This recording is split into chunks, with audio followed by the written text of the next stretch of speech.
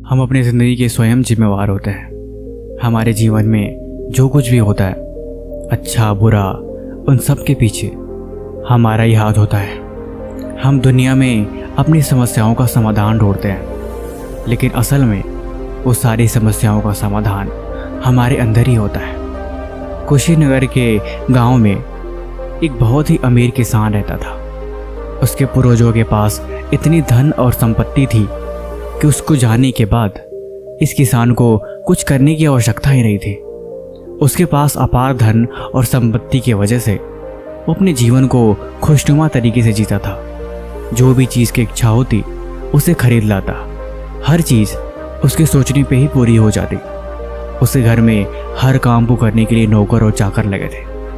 कोई उसकी खेती देखता तो कोई उसका घर संभालता, कोई घर में झाड़ू पोछा करता तो कोई उसकी खेती करता।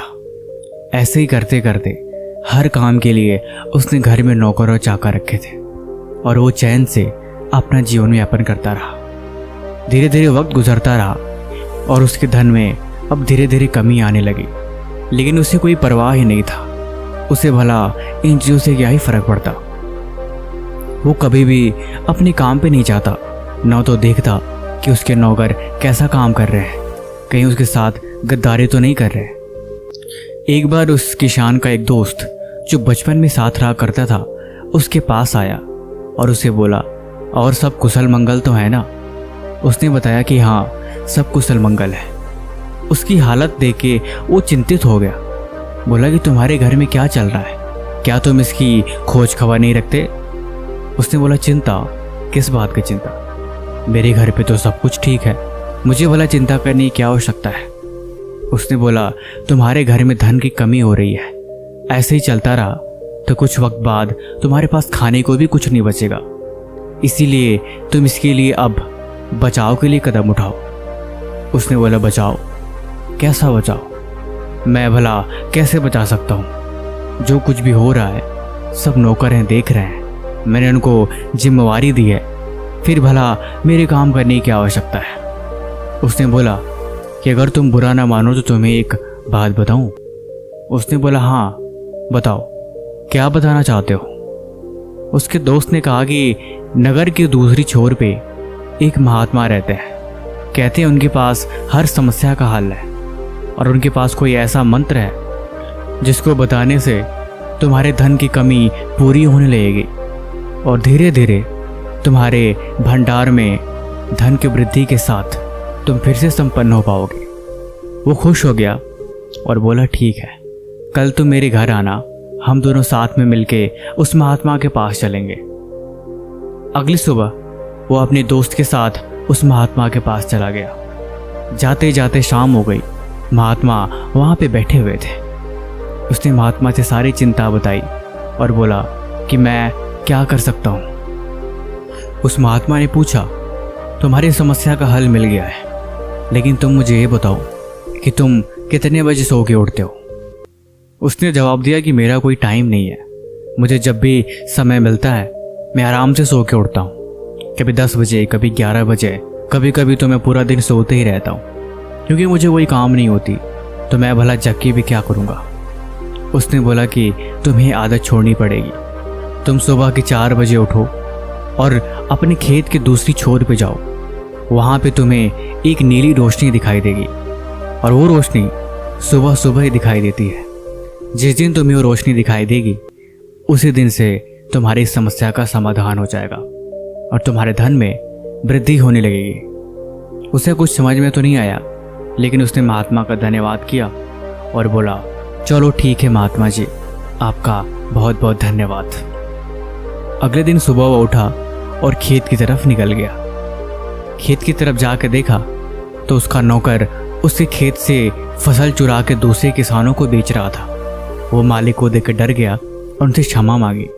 उसने तुरंत उस नौकर को काम से निकाल दिया और दूसरे ईमानदार नौकर को उसकी जगह पे काम पे रख लिया। अगले दिन फिर वो सुबह उठा और इस बार फिर खेत की दूसरी छोर पे जाने के लिए निकल गया। उस वक्त सुबह के 5-6 बज रहे थे, जिस वक्त दुनिया सो के उड़ती है। अपने चरागाह में जाकर देखा तो उसका दूसरा नौकर दूध को चुरा के बेच रहा था। वो भी माली को देख के डर गया। उसने पूछा कि तुम क्या कर रहे हो? मैंने तुम पे भरोसा किया और तुम मेरी पीठ में छुरा भोंक रहे हो। तुम मेरा ये दूध चुरा के दूसरों को बेच के पैसे कमाते हो। मैं तुम्हें तनख्वाह देता हूँ उसके बाद भी। उसने उसे भी काम पे निकाल दिया और गुस्से में पानी पीने के लिए घर में जाने लगा। तब तक देखा कि उसने जिस इंसान को खाना बनाने के लिए रखा है वो उसके बर्तन भंडार से बर्तनों को चुरा के दूसरे इंसानों को बेच रहा है और उसके बदले में धन अर्जित कर रहा है। उसे और गुस्सा लगा। वो गुस्से में सबको बुलाया और बोला, तुम सब मेरे पीठ पीछे क्या करते हो? मैंने तुम पे भरोसा किया और तुम यही सारी चीज़ें चुरा के बेचते हो, आखिर क्यों? फिर उसके दोस्त ने इस बात का जवाब दिया कि जब तुम ध्यान से चीज़ों को नहीं देखोगे, तुम मालिक हो, तुम इन सब के स्वामी हो।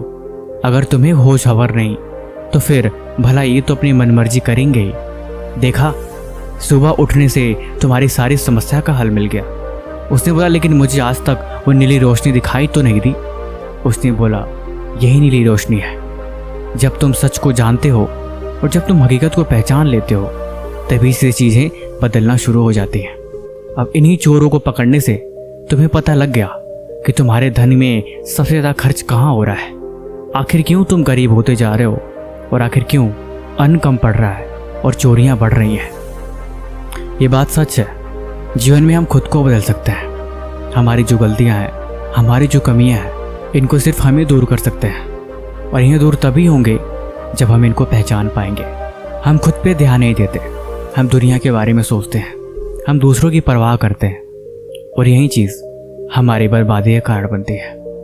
इसीलिए खुद के अंदर क्या बुराई है, खुद में क्या कमी है और कौन सी चीज़ आपको गलत रास्ते पर लेके जा रही है और कौन सी चीज़ आपके जीवन में अंधकार की तरफ इशारा कर रही है, इन्हीं सबको देख लेने से हम अपने जीवन में संभल जाते हैं। बाकी वीडियो आपको कैसी लगी आप हमें कमेंट बॉक्स में ज़रूर बताएं। बाकी इसी तरह की और कहानियाँ सुनने के लिए इस चैनल को भी सब्सक्राइब करें। तब तक हम आपसे मिलते हैं इसी तरह की एक और नई कहानी के साथ अगले दिन। धन्यवाद।